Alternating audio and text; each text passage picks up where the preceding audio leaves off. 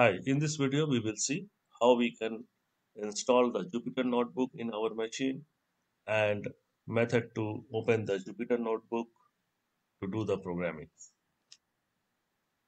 In order to install it, you have to go to the start, write run, then give the command cmd, and you can see the Windows command dialog is now open.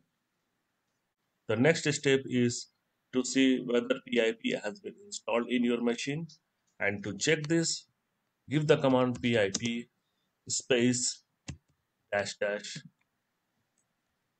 version. So you can see it is showing the version linked to the Python 3.10. In case the PIP is not installed in your machine, then you can install the latest version of the Python, and that Python package comes with the PIP. So once this got verified, now give the command pip install notebook.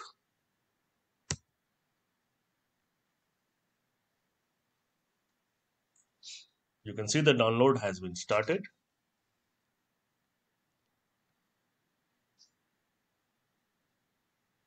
And finally, we have this message: successfully installed notebook 7.0.6 version. Now, in order to start the Jupyter Notebook, you can pass the command Jupyter space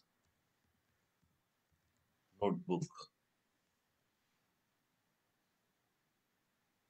and wait for a few seconds.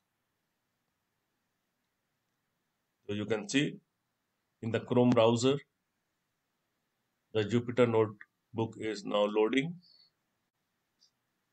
and it started.